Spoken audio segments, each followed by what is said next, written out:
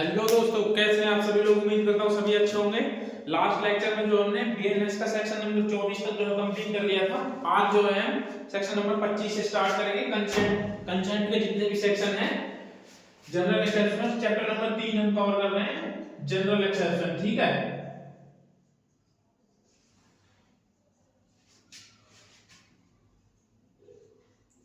जो कहां से कहां तक था, 14 से लेकर के 44 तक, जिसमें से हमने 24 तक कंप्लीट कर लिया था। अब कंसेंट के कुछ सेक्शन बचते हैं, उनको कवर करेंगे, जो कि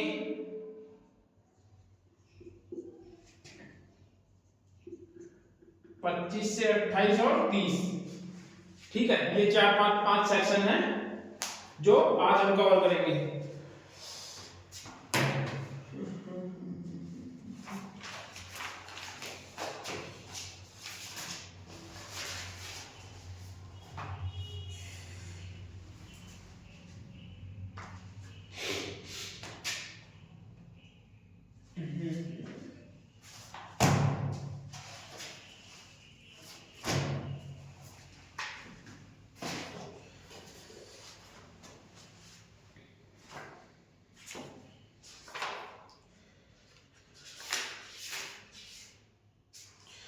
Section number 25. Act not intended and not know to be likely to cause death or grievous hurt done by consent. मतलब कि ऐसा एक्ट जो कंसेंट से तो किया जा रहा है, लेकिन जो है उसको करने की उसकी इंटेंशन नहीं है। ठीक है, ये कहता है इसकी डेफिनेशन क्लॉज। अब इसको पढ़ते हैं। Nothing which is not intended to cause death, कोई भी बात जो ग्रीवियस हर्ट और which not no and which is not known by the doer to be likely to cause death or grievous hurt is an offense by reason of harm which is caused or to intended by doer to cause. कोई भी बात मृत्यु या घोर उपपत्ति कारित करने के आशय से न की गई हो, जिसके बारे में कर्ता को न ज्ञात हो कि उसकी मृत्यु या घोर उपपत्ति कारित होना संभव हो। देखो ये क्या कहता है कि ऐसा कोई भी जो कार्य है ना, सेक्शन नंबर 25, ठीक है, ऐसा कोई भी एक्ट अपराध नहीं है जो कि कंसेंट से तो किया जाता है। देखो कंसेंट तो है, ठीक है, लेकिन क्या नहीं है, इंटेंशन नहीं है उसको करने की। ठीक है, क्या है, कंसेंट से तो किया गया लेकिन उसकी इंटेंशन नहीं है उसको करने की। किसी ऐसे अपहानि के कारण अपराध नहीं है जो उसे 18 वर्ष से अधिक आयु के व्यक्ति द्वारा जिसे अपहानि सहन करने की चाहे व्यक्ति विपक्ष से सहमति देती हो, कारित या कारित होना कर्ता द्वारा आश्रित हो, या जिसके बारे में कर्ता को ज्ञात हो कि ऐसे किसी व्यक्ति को जिसे अपहानि की जोखिम उठाने की सहमति दी है उस बात द्वारा कारित होनी संभाव्य है।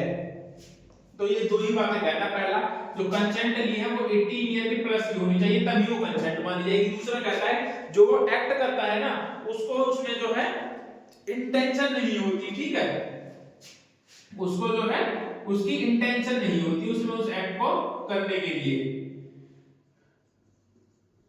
तो ये इंटेंशन को याद रखना कि उसमें जो है उस व्यक्ति की जो है उस कार्य को करने की इंटेंशन नहीं होती। जैसे कि कोई स्पोर्ट्स एक्टिविटीज होती है, जैसे कोई क्रिकेट खेल रहा है, ठीक है, अब कोई खेलता है तो अपनी सहमति से क्रिकेट खेल रहा है, अब उसको उसमें बॉल से इंजरी हो जाती है तो उसमें वो थोड़ी लायबल होगा। ठीक है, जैसे मेडिकल ट्रीटमेंट वगैरह भी है तो वो बीसी में आते हैं। तो ये कहता है सेक्शन नंबर 25। सेक्शन नंबर 25 ये कहता है कि सिर्फ जिसमें इंटेंशन ना हो। उसके बाद आता है सेक्शन नंबर 26। कार्य तो कंसेंट से किए जाते हैं। कंसेंट के 6 सेक्शंस हैं, 5। सेक्शन नंबर 26 ये क्या कहता है, किसी व्यक्ति के फायदे के लिए, आप देखो ये क्या कहता है, किसी व्यक्ति के फायदे के लिए अपनी इच्छा के विरुद्ध किसी व्यक्ति के फायदे के लिए सहमति से सद्भावना पूर्वक किया गया कार्य जिससे मृत्यु कारित होने का आशय नहीं हो। देखो इसमें भी क्या है, किसी व्यक्ति के उसके फायदे के लिए किया जाता है। ठीक है, पर्सन बेनिफिट के लिए, गुड फेथ में,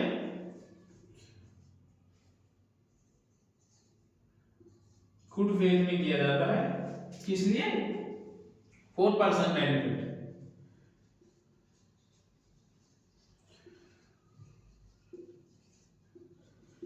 लेकिन जो है उसमें उसकी क्या नहीं होती, act not intended to cause death, जो है उसकी कंसेंट से किया जाता है, विद कंसेंट, लेकिन उसकी डेथ करने की कोई इंटेंशन नहीं होती, not intention to cause death है ना, नॉट इंटेंडेड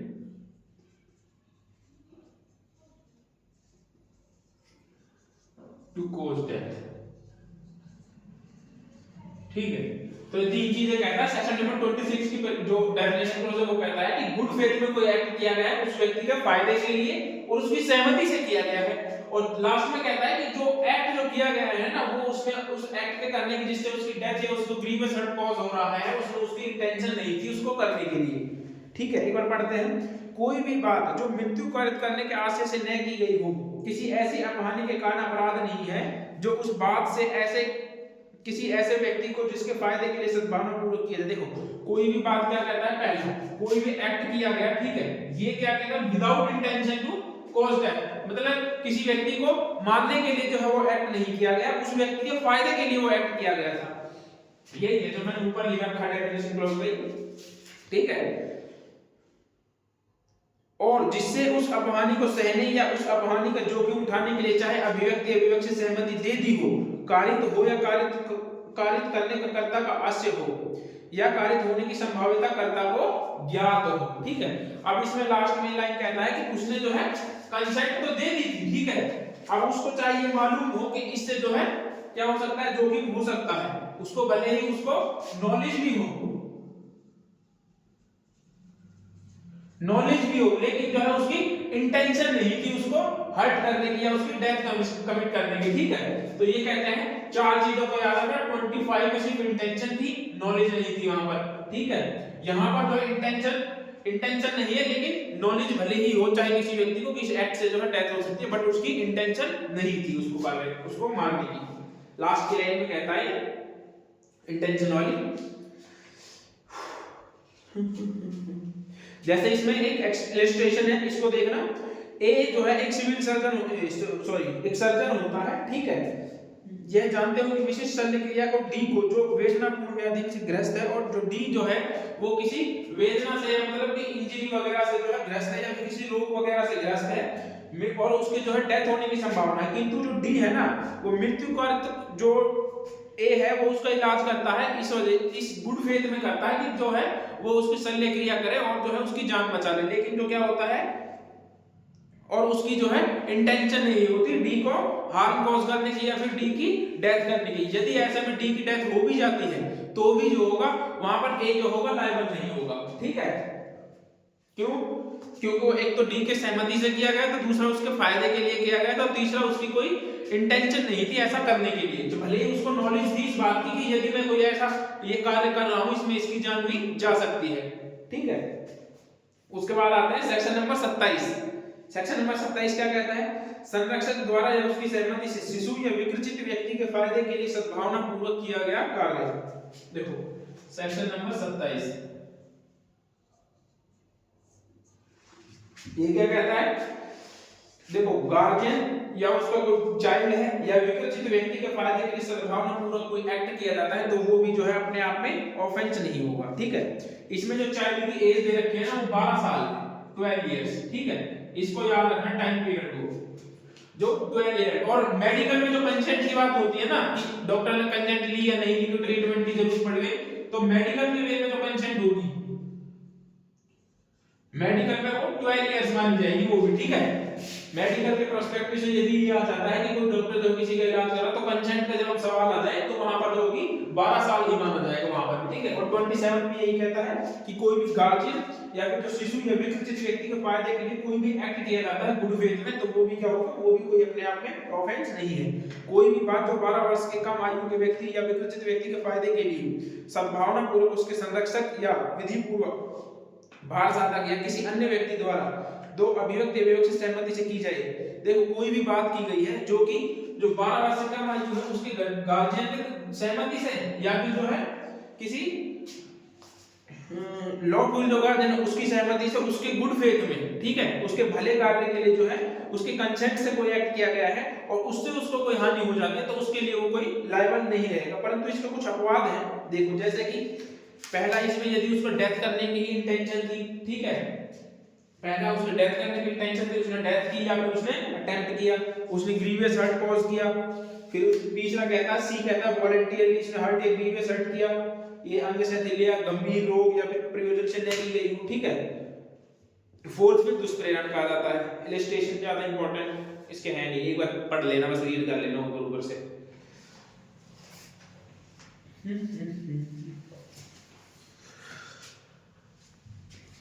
अब आते हैं सेक्शन नंबर 28। ये मैंने एक बार करवा दिया था, बट बीच में जो है हो जाता है ऐसा कि वीडियो बंद रह गई तो हो नहीं पाया था। अब आते हैं सेक्शन नंबर 28। सहमति से जिसके संबंध में ज्ञात होती है भय या भ्रम के द्वारा प्राप्त की गई है। देखो कंसेंट जो होती है सेक्शन नंबर 28, इसमें क्या होता है, कंसेंट तो ली गई होती है, लेकिन वो कंसेंट किससे होती है, वो कैसे होती है, या तो डर से या तो फियर से या फिर भ्रम के अधीन जो है या मिसकंसेप्शन से जो है प्राप्त की जाती है। कंसेंट तो ली गई लेकिन वो भ्रम से, फियर या भय से, मिसकंसेप्शन।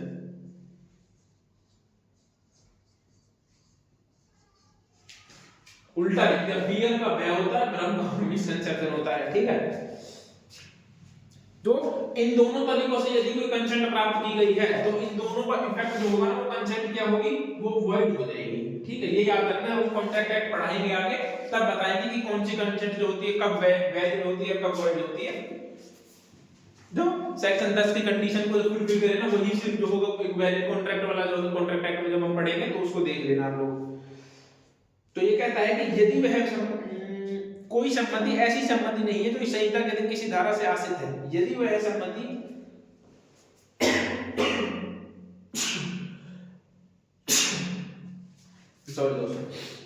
यदि वह संपत्ति किसी व्यक्ति ने क्षति के भय के अधीन या तथ्य के किसी भ्रम के अधीन दी है, और यदि कार्य करने वाला व्यक्ति है जानता है कि उसके पास विश्वास करने का कारण है कि वह ऐसे भय या भ्रम के परिणाम स्वरूप वह संपत्ति दी गई थी, मतलब कि मैं जो है किसी तथ्य के भ्रम में आकर के जो है अपनी कंसेंट दे रहा हूं, और जिसको दे रहा हूं वो इस चीज को जानता है कि ये या तो डर की वजह से या फिर जो है किसी भ्रम की वजह से जो है इस कंसेंट को दे रहा है। फिर बी कहता है यदि वह सहमति ऐसे व्यक्ति ने दी है जो चित्त विकृत मत्ता के कारण या उस बात की जिसके लिए वह सहमति देती है प्रकृति और परिणाम को समझने में असमर्थ है, या फिर जो वो व्यक्ति है जो कंसेंट को दे रहा है वो क्या है, चित्त विकृत है, पागल व्यक्ति है, या फिर कंसेंट या उसके परिणाम को समझने में जो है असमर्थ है। उसके बाद सी कहता है जब तक संदर्भित प्रतिकूल प्रतीत न हो, यदि वह सम्मति ऐसे व्यक्ति ने दी है जो 12 वर्ष से कम आयु का है, तो इसमें भी एक एज लिमिट है जो क्या है 12 ईयर से कम आयु का है।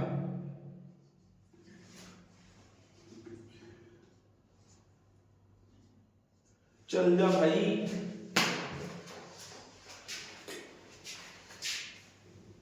तू मिनट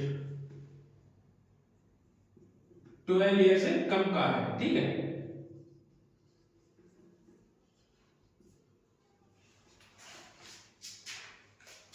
यदि वो उस चाइल्ड ने दी है जो 12 ईयर से कम का है, ये कहता है सी, ये नहीं चल रहा। ए कहता है जो भय या भ्रम के कारण दी है, भय या भ्रम से, ठीक है। फिर बी क्या कहता है, बी कहता है कि जो इनकम्पेटेंट है देने में, कहने का मतलब इनकम्पेटेंट है, जो उनके परिणाम को नहीं समझ सकता। यार मैं तो पेन से ही परेशान हो गया, 3 पेन ले आया फिर भी कोई भी नहीं चल रहा, बताओ क्या करें इसका। इसको चेंज कर दें क्या, बोर्ड को ग्रीन कर दें, कल ऐसा ही करते हैं, आज को देख लेते हैं इसको, कल ग्रीन कर देंगे, इसको पीछे की साइड से लगा देंगे, हो सकता है उसमें चल रहा है इसमें ना चल रहा हो व्हाइट पे, ठीक है। आज को करते हैं, एडजस्ट कर लेना थोड़ा बहुत, ठीक है। तो याद रखना जो भी कंसेंट जो है इन 3 तरीकों से प्राप्त की जाती है वो वॉइड होगी, वो कंसेंट नहीं मानी जाएगी, ठीक है। उसके लिए वो लायबल होगा, वो ये नहीं कह सकते कि मैंने तो जो है इसकी कंसेंट प्राप्त कर ली थी, ठीक है, तो उसके लिए वो कंसेंट नहीं मानी जाएगी। जैसे कि सबसे बहन में फियर में कुछ भी लगा लो, रेप का केस इसमें लगा लो, जैसे कि कोई बहन में ब्लड में डालकर जो कंसेंट ले लेता है किसी व्यक्ति की, ठीक है, मिसकंसेप्शन में डालकर जो है कि वो कह देता है कि मैं आपका हस्बैंड हूं, उसको जो 1989 में जो है 79 89 है, जो भी है क्या है,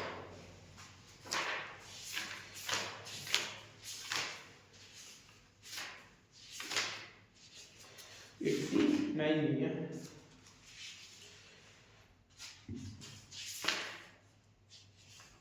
81 है। हाँ 81 में जो है कर देता है, तो वो भी जो होगा उसमें लाइबल होगा। वो ये नहीं कह सकता कि मैंने तो उसकी कंसेंट ले रखी, ठीक है। क्यों? जो कंसेंट जो है भैंस है या फिर भ्रम से ली जाती है ना, वो अपने आप में वॉइड होती है, उनको कंसेंट नहीं बन जाता। यहाँ पर जो ये 12 इयर्स का दे रखा है, लेकिन जो है जब हम इंडियन कॉन्ट्रैक्ट एक्ट पढ़ते हैं तो कॉन्ट्रैक्ट में कहता है कि वो कंसेंट सभी वॉइड होती है जो 18 साल से कम आयु के बालक के द्वारा की गई। यहाँ पर 12 साल का यूज किया गया है वर्ड का, याद रखना। और लेकिन इंडियन कॉन्ट्रैक्ट एक्ट में जो कॉन्ट्रैक्ट होता है वो एक्चुअली में 12 साल का चाइल्ड ही जो है कर सकता है, ओ सॉरी 18 साल से ऊपर का व्यक्ति। अब कहता है ऐसे कार्यों का पालन जो कारित अपहानि के बिना स्वतः ही अपराध है, मतलब कि ऐसे एक्ट जो यदि हानि कॉज भी ना हो ना, लेकिन फिर भी वो अपने आप में अपराध है, ठीक है, चाहे हो या ना हो, वो फिर भी अपने आप में अपराध होते हैं, ठीक है।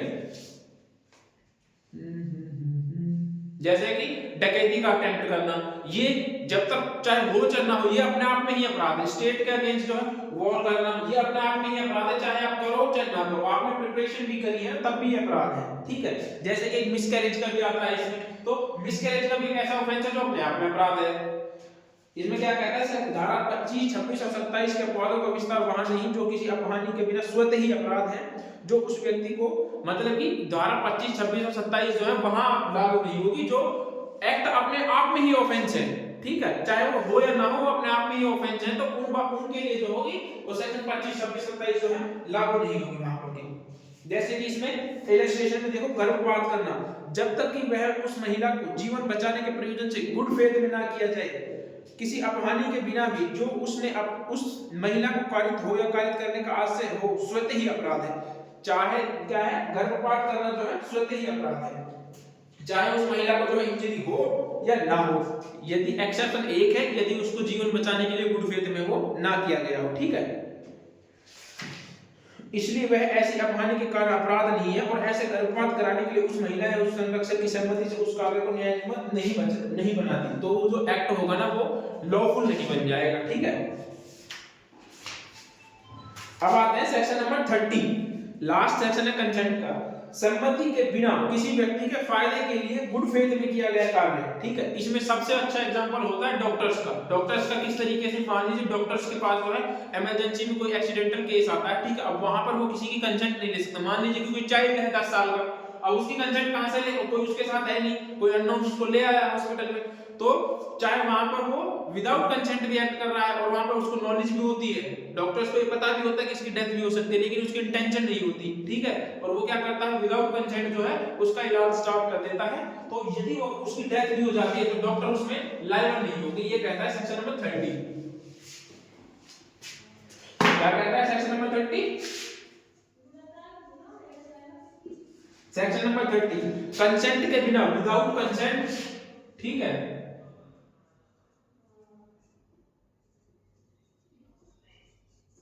विदाउट कंसेंट उसके किसके लिए, गुड फेथ में, पर्सन बेनिफिट के लिए, पर्सन बेनिफिट के लिए किया जाता है, और गुड फेथ में किया जाता है। एक्ट जो होता है वो किस लिए किया जाता है, गुड फेथ में, गुड फेथ में, ठीक है। इसमें जो होती है ना डॉक्टर्स की, जो होती है इंटेंशन नहीं होती किसी व्यक्ति को मारने की, उसमें जो होती है वो गुड फेथ में वो एक्ट करते हैं, विदाउट कंसेंट करते हैं, हाँ ये ठीक है। जो कोई बात किसी व्यक्ति के फायदे के लिए सद्भावना पूर्वक, यद्यपि उसकी जितना है उतना लिखते हैं, कोई भी एक्ट जो है, any act in good faith, कोई भी एक्ट जो है गुड फेथ में किया जाता है, ठीक है। आगे क्या कहता है, उसकी सहमति के बिना की गई है, और चाहे वो क्या किया गया है, विदाउट कंसेंट किया गया है, ठीक है,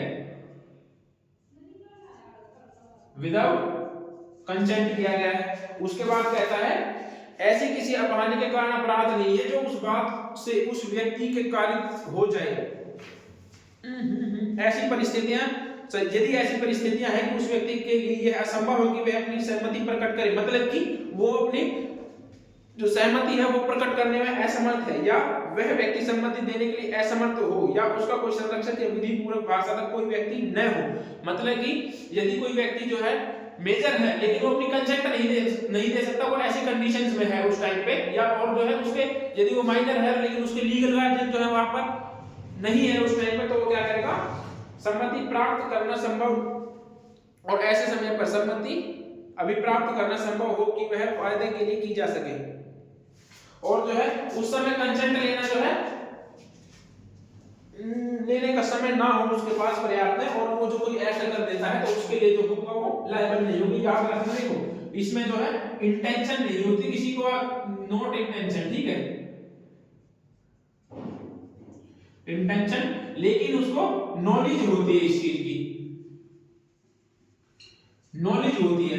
ये मैं बता रहा हूं आपको, एक्ट में नहीं लिखा हुआ, लेकिन इसी को याद रखना कि उसकी नॉट इंटेंशन मतलब कि उसकी इंटेंशन नहीं होती कि वो किसी की डेथ कमिट करे, ठीक है।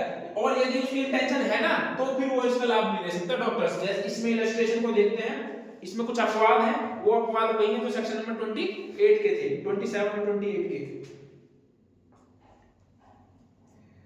28 के नहीं सॉरी 27 के थे, ठीक है। इलस्ट्रेशंस देखते हैं। डी अपने घोड़े से गिर गया और मूर्छित हो गया।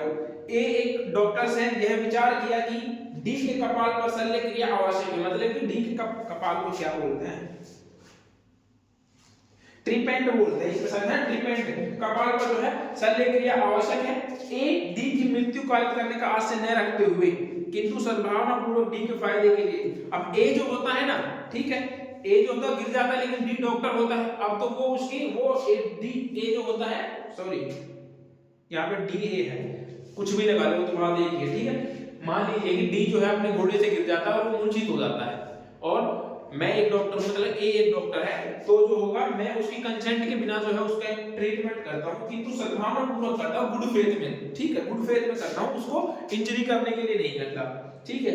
डी के समय में अपने किसी निर्णय पर पहुंचने की शक्ति करने से पूर्व ही कपाल क्रिया करता है और ए नहीं, तो यहाँ पर मैंने कोई अपराध नहीं किया, बाद में जो है डी उठ करके ये नहीं बोल सकता कि आपने जो है ऑफेंस किया है, ठीक है, मेरे ऊपर जो है किसी भी तरीके का केस नहीं कर सकता। उसके बाद इसमें देखो सेकंड क्या कहता है, डी को एक बार उठा लिया जाता है, ये बड़ा इंपॉर्टेंट है, एग्जाम में पूछा जाता है, इसको टिक कर लेना। यह जानते हुए संभाव्य है कि गोली लगने से डी मर जाएगा, किंतु डी का वध करने का आशय न रखते हुए सद्भावना पूर्वक डी के फायदे के लिए ए उस बाघ पर गोली चलाता है। एक की गोली से डी के मृत्यु का घाव हो जाता है, ए ने कोई अपराध नहीं किया। अब यहाँ पर ए अपराध कैसे कर देगा, क्यों भाई, अगर उसको बाघ उठाकर ले गया तो वो उसको बचाने के लिए बाघ पर शूट कर रहा है, लेकिन गलती से यदि उसको लग जाती है गोली तो उसमें जो होगा वो लायबल नहीं होगा गोली चलाने वाला, ठीक है। तो इसमें यही कहता है। कितने प्यारे प्यारे इलस्ट्रेशन दे रखे हैं, देखो इसमें एक और इलस्ट्रेशन देखते हैं, इलस्ट्रेशन नंबर 3 देखते हैं, चलो पहले 3 देखते हैं। ए एक शल्य चिकित्सक यह देखता है कि एक शिशु की ऐसी दुर्घटना हो गई है जिसका घातक साबित होना संभव है। मतलब कि ए जो है एक शल्य चिकित्सक, मतलब एक डॉक्टर है, सर्जन है, और किसी चाइल्ड जो है कोई एक्सीडेंट में गंभीर रूप से घायल हो जाता है, वो ये देखता है कि उसका शल्य चिकित्सक करना आवश्यक है, नहीं तो उसकी डेथ हो सकती है। यदि शल्य क्रिया तुरंत न कर दी जाए, इतना समय नहीं है कि उस शिशु के संरक्षक से आवेदन प्राप्त किया जाए, मतलब कि इतना भी समय नहीं है कि जो है उसके गार्जियन से जो है फोन करके कंसेंट ले ली जाए। इमरजेंसी केसेस ऐसे ही होते हैं, ठीक है। ए सद्भावना पूर्वक शिशु के फायदे के लिए जो है उसका इलाज करता है, ठीक है, करने के बावजूद शल्य क्रिया करता है, ए ने कोई अपराध किया, और यदि इलाज करने के बावजूद भी उसकी डेथ हो जाती है तो वहां पर भी जो है उसके गार्जियन जो है डॉक्टर पर केस नहीं कर सकते, क्यों, क्योंकि वो गुड फेथ में उस एक्ट को कर रहा था। उसके बाद आता है चौथा इलस्ट्रेशन क्या कहता है, एक शिशु डी के साथ ए के जलते हुए घर में है, ठीक है।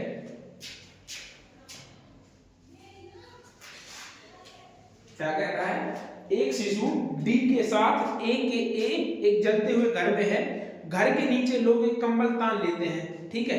ए उस शिशु को यह जानते हुए संभव है कि गिरने से वह शिशु मर जाएगा। मतलब कि जैसे मान लीजिए आपने देखा होगा कभी ऊपर जो है किसी बिल्डिंग में फ्लोर्स में जो होती है ऊंची ऊंची बिल्डिंग होती है, कि मान लीजिए 5वें फ्लोर या 6वें फ्लोर पर जो आग लग जाती है, और उसमें जो है एक आदमी होता है, एक चाइल्ड होता है, लेकिन अब आग लगने से जो है नीचे खड़े व्यक्ति जो है उसके लिए जो है चद्दर, मतलब वो होता है ना, तिरपाल से लगा करके खड़े हो जाते हैं, और वो उससे कहते हैं कि आप, और वो जो है उस चाइल्ड को बचाने के लिए गुड फेथ में जो है उसको उस चद्दर में फेंकता है, लेकिन उसको पता है कि यदि वो उसमें नहीं गिरा तो जो है उससे उसकी डेथ भी हो सकती है, लेकिन फिर भी जो है वो उस एक्ट को करता है। और यदि वो उस एक्ट को करते टाइम पर जो है वो नीचे यदि वो गिर भी जाता है और उसकी डेथ हो जाती है, तब उसके लिए उस खिलाफ जो होगा केस नहीं किया जा सकता, ठीक है। बच जाता है तो ठीक है, बचने पर कौन केस करता है भाई, बचने पर तो बस थैंक यू सर कह के निकल जाते हैं सब।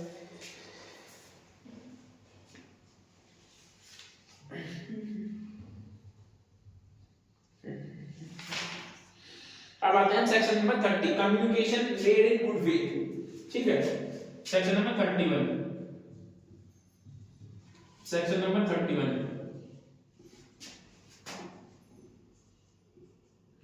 Communication made in good faith, ठीक है।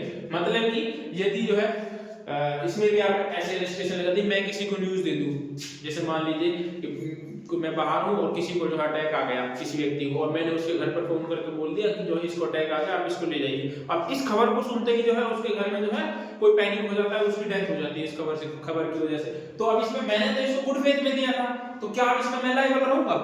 नहीं रहूंगा। क्यों नहीं रहूंगा? क्यों? क्योंकि मैंने कम्युनिकेशन दिया था वो गुड फेथ में दिया था, मैं कवर्ड हूं सेक्शन 31 में। तो ये वही चीज कह रहा है कि यदि आपने गुड फेथ में जो है सूचना दी है तो जो आप उसके लिए लायबल नहीं होंगे। वैसे इसमें इतना ही है, इससे ज्यादा है भी नहीं, ठीक है। इसमें अब आते हैं सेक्शन नंबर 32 बड़ा इंपॉर्टेंट है, इसको याद रखना। ऐसा एक्ट जो कि कैसे भय में या विवश करके किया जाए, ठीक है, किसी व्यक्ति को धमकी द्वारा विवश करके किया जाए,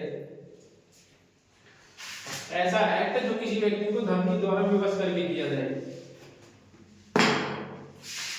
सेक्शन नंबर 32, ऐसा एक्ट, ऐसा कार्य जो धमकी द्वारा विवश करके किया जाए।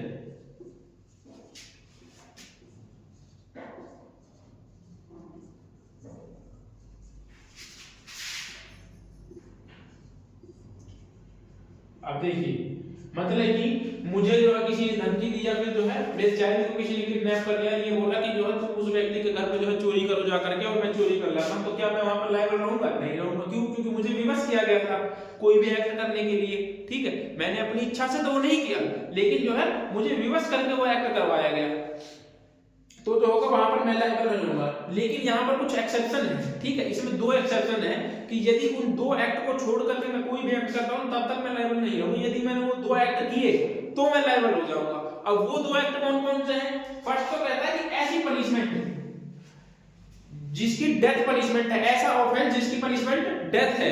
यदि आप वो ऑफेंस करते हैं तो आप जो है इसका फायदा नहीं ले सकते। मतलब कि आप भले ही विवश हैं लेकिन आप किसी की डेथ कमिट कर दे रहे हैं, तो आप ये नहीं कह सकते कि मैं तो विवश था बचाने के लिए इसलिए मैंने इसकी डेथ कमिट कर दी। नहीं, आप जो है उसकी डेथ जो है किसी भी कीमत पर जो है कमिट नहीं कर सकते। Exception section 38 and 41 of BNS, जब हम आगे पढ़ेंगे तो वो बताएंगे। लेकिन यहां पर आप किसी की डेथ कमिट नहीं कर सकते। दूसरा कहता है offence against state, offence against state, ठीक है, जिसमें पनिशमेंट क्या हो, जिसमें डेथ हो, इसमें भी वही ऑफेंस, ठीक है। तो आप ये दो ऑफेंस नहीं कर सकते, बाकी आप सब कुछ कर सकते हैं।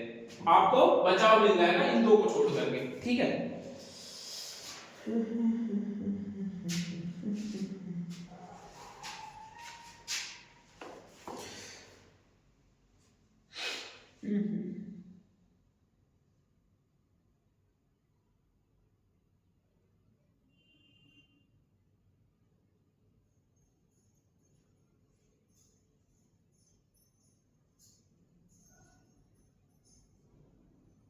देखो, इसका स्पष्टीकरण एक देखना। कोई व्यक्ति, मतलब कि मैं हूं जो अपनी इच्छा से पीटे जाने की धमकी के कारण, मतलब कि मुझे धमकी मिली कि कोई मुझे पीटेगा, डाकुओं की टोली में उनके सील को जानते हुए मैं डाकुओं की टोली में जाके शामिल हो जाता हूं। मैं जानता हूं कि उनका कैरेक्टर कैसा है, ठीक है, जानते हुए, सब कुछ जानते हुए जो उसकी टोली में मिल जाता हूं ताकि मुझे कोई पीटे ना। इस आधार पर इस अपवाद का फायदा उठाने का हकदार नहीं हूं। तो मैं जो होगा ना, सिर्फ इस वजह से कि मुझे जब पीटने की धमकी मिली थी इसलिए मैं जो है उनमें जाकर मिल गया, मैं इस वजह से सिर्फ जो है फायदा नहीं उठा सकता इसका, इस सेक्शन का या इस एक्सेप्शन का, ठीक है। तो मुझे जो होगा इसका फायदा नहीं मिलेगा, और मुझे कोई एक्ट कर देता है तो मैं उसके लिए जो होगा लायबल रहूंगा। कोई व्यक्ति जिसे डाकुओं की एक टोली द्वारा पकड़ा गया और तत्काल मृत्यु की धमकी द्वारा किसी बात को करने के लिए विवश किया गया जो विधि द्वारा अपराध है। मतलब कि स्पष्टीकरण दो पढ़ रहा हूं मैं। किसी व्यक्ति को जो है डाकुओं की टोली ने पकड़, मुझे डाकुओं की टोली ने पकड़ लिया और मुझे विवश किया गया कि जो तू ऐसा एक्ट कर कि जो इलीगल है, मतलब कि अपने आप में लॉ में जो अपराध है, ठीक है, लॉ के विरुद्ध जो अपराध है उस एक्ट को करने के लिए बोला गया। उदाहरण के लिए जैसे कि एक लोहार जो अपने औजार लेकर एक घर का द्वार तोड़ने को विवश किया जाता है जिससे डाकू उसमें प्रवेश कर सके। मतलब कि एक लोहार को जो डाकू लेकर गए कि यदि तूने जो ये दरवाजा नहीं तोड़ा तो मैं जो हम जो है तुम्हें जान से मार देंगे, और वो बेचारा जो है डर के मारे उस दरवाजे को तोड़ देता है।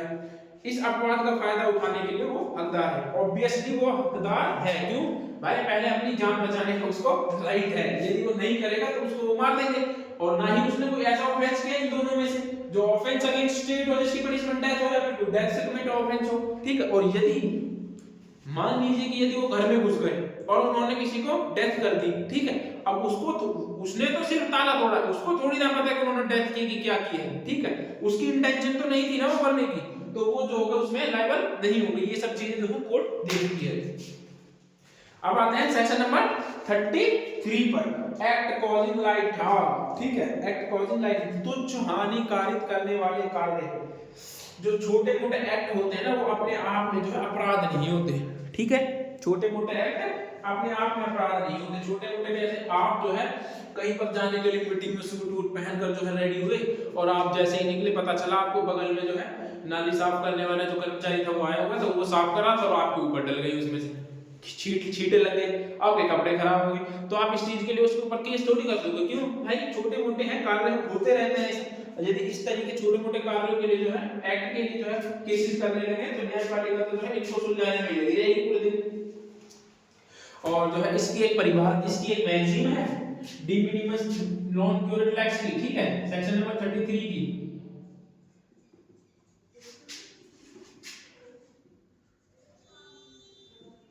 नॉन क्यूरेट लैक्स, ये इसकी एक परिभाषा है, इसको आप याद रखना। ये इसका अर्थ होता है कि विधि जो है तुच्छ बातों पर जो है ध्यान नहीं देती। फाइनली तो ये जो चैप्टर है हमारा जनरल एक्सेप्शंस का, ठीक है, इसका हाफ पार्ट जो है, एक पार्ट जो है कंप्लीट हो गया। अब आते हैं प्राइवेट डिफेंस पर, राइट टू प्राइवेट डिफेंस, ठीक है। जो प्राइवेट डिफेंस हमें जो किसके प्रति मिलता है? बॉडी के प्रति और प्रॉपर्टी के राइट पर, ठीक है। मतलब कि यदि कोई हमारी प्रॉपर्टी को या बॉडी को जो है इंजरी कर रहा है तो हम जो है अपने डिफेंस जो है उसमें ले सकते हैं। इसको जो है कल करेंगे, आज के लिए इतना ही बहुत है, ठीक है। कल जो है प्राइवेट डिफेंस को कंप्लीट कर देंगे, चाहे मुझे 2 घंटे की वीडियो क्यों ना बनानी पड़े, पर एक ही बार में कंप्लीट करेंगे। बड़ा होगा लेक्चर लेकिन आपको समझ में आएगा आसानी से। अब क्या है ना कि रोज रोज तो वीडियो कभी कोई काम लग जाता है, कभी कोई, तो वीडियो तो बन नहीं पाते, इस वजह से जो है सिलेबस छूट जाता है और ये वहीं रहता है। तो आधे घंटे की वीडियो अपलोड करने से अच्छा है कि 1 घंटे की वीडियो अपलोड करें, क्यों? ऐसा ही है ना।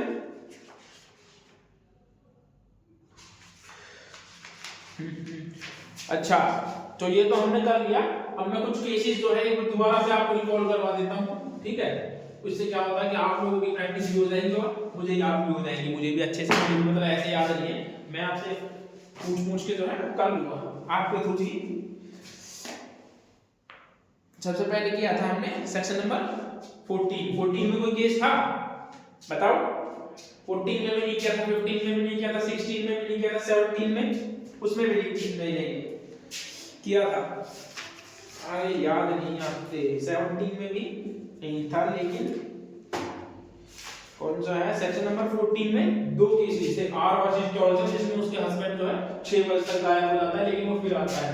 एक था आर वर्सेस जॉनसन, एक क्वीन वर्सेस क्या था? प्रिंस, ठीक है। एक था Queen versus Prince.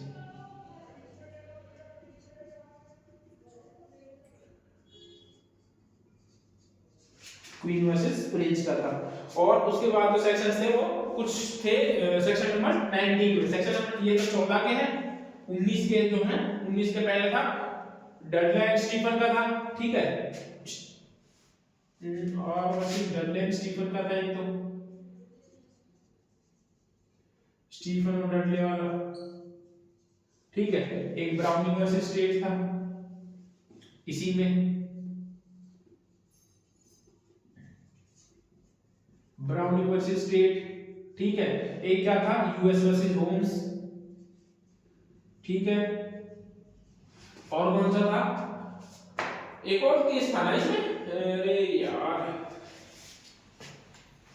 Stephen Dudley का था, Queen versus Stephen and Dudley, Brownie versus State, US versus Holmes.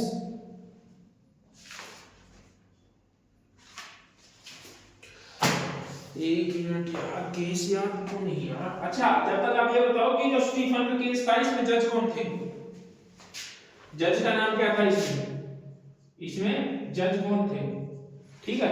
इसमें लॉर्ड कॉलरेज, ठीक है, याद रखना लॉर्ड कॉलरेज, दोबारा बता दे रहा हूं।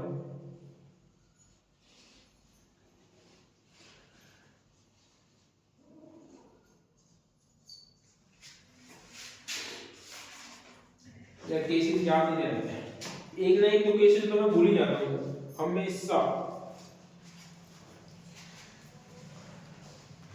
एक मिनट दोस्तों अभी बताता हूँ, एक केस छूट गया, एक ही है, ज्यादा नहीं छूटा। अच्छा जब तक सेक्शन नंबर 20, ठीक है, 20 में तो कोई केस नहीं था, 21 में था उल्ला महामात्र, ठीक है, उल्ला महामात्र वर्सेस किंग, उल्ला महामात्र वाला था। उसके बाद 22 में कौन से केसेस थे बताओ। 22 में तो एक डीपीपी वर्सेस बियर्ड्स था, आर वर्सेस फोकसेस था, और स्टेट वर्सेस बैप्सू, ठीक है, यही केस थे ना, state versus Pepsu.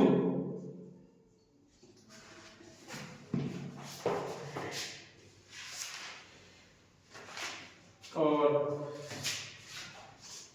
DPP versus beards इसमें ही थे क्या यार, ये नहीं यार इसमें नहीं थे, ये 23 के थे सारे, ठीक है, ये है 23 के, 23 के state versus Pepsu, DPP versus Beards. एक था, थर्ड था आर वर्सेस फोकसेस, ठीक है, ये 3 केस थे 23 के। उसके बाद में 21 का होगा, 19 का एक केस और बच गया, 19 का क्या नाम था, अटॉर्नी वर्सेस आयरलैंड करके था ना, अटॉर्नी आयरलैंड वर्सेस एक्स करके कुछ था, ठीक है, अटॉर्नी आयरलैंड देख लेना आप, यही होगा केस तो वर्सेस एक्स करके कुछ था, ठीक है। उसके बाद आते हैं सेक्शन नंबर 23 का होगा, सेक्शन नंबर 22, सेक्शन नंबर 22 के भी इंपॉर्टेंट केसेस हैं, जैसे कि मैकनाटन केस था, एक धारावाही का केस था, और उसके बाद में एक केस कौन सा देखो, जैसे कि हेडफील्ड केस पहला, इसमें जो था हेडफील्ड केस, ठीक है। दूसरा मैकनाटन केस, ठीक है। तीसरा एक और था जिसमें वाइल्ड बीच टेस्ट आया था, क्या नाम था उसका, आर वर्सेस अर्नोल्ड का था एक, ठीक है, जिसमें वाइल्ड बीच टेस्ट आया था, आर वर्सेस अर्नोल्ड। एक दाराभाई का case, Darabhai Thakar versus state of Gujarat था, दाराभाई ठाकर वर्सेस गुजरात, ठीक है, ये केस थे। ये जो था ये वाइल्ड बीच टेस्ट से रिलेटेड था, याद रखना इन चीजों को।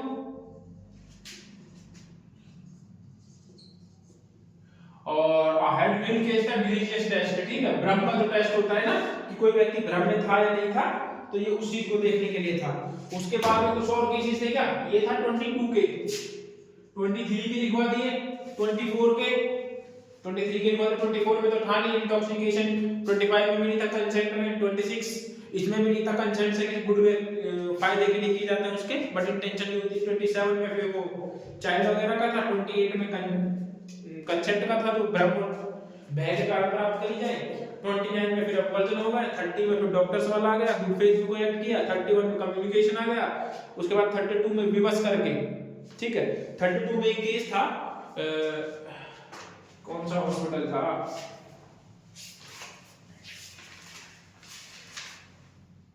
31 का एक केस है, ठीक है, 31 का एक केस था, इसका नाम है mister x versus hospital, mister x versus hospital, ये एक केस था 31 में। बाकी जो है इसमें इतने ही सारे इतने केसेस थे। अब जो है आप लोग यदि कभी भी जो है, एक बार मैंने दोबारा आपको 2 बार पढ़ा दी, अब जो है आप लोग कभी भी कोई सा भी केस मुझसे कभी भी पूछ लेना, ये मैं जो है एटलीस्ट 2 महीने तक तो नहीं भूलने वाला, क्योंकि भाई साहब इतने बार रिवाइज किया है मैंने ये केसेस, आप लोग सोच भी नहीं सकते। लेकिन जो है भूल जाते हैं टाइम के साथ साथ, तो आप लोग जो है, आप लोगों को मैं सजेस्ट करूंगा कि जो है टाइम से टाइम जो है आप रिवाइज करते रहिए चीजों को, ताकि जो है आप लोगों को चीजें आसानी से याद रहे। क्यों? क्योंकि भाई भूल जाते हैं चीजों को। प्रॉपर नोट्स बनाइए, यदि आप नोट्स नहीं बना रहे हैं तो आप बहुत बड़ी गलती कर रहे हैं, ठीक है। अब ये आपको लग रहा होगा कि आप लोगों ने जो है अच्छे से कर लिया, लेकिन जो है बाद में जब कुछ दिन बाद, एक हफ्ते बाद जो है आप चीजों को थोड़ा थोड़ा करके भूलने लग जाओगे, और आप लोगों के पास नोट्स तो होंगे नहीं, तो आप लोगों को फिर से यही वीडियोस देखनी पड़ेगी। तो आपके फायदे के लिए है, आपका टाइम भी बचेगा और आप जल्दी भी रिवीजन करोगे, ठीक है। तो आज के लिए इतना ही, मिलते हैं दोस्तों नेक्स्ट वीडियो में। Thank you.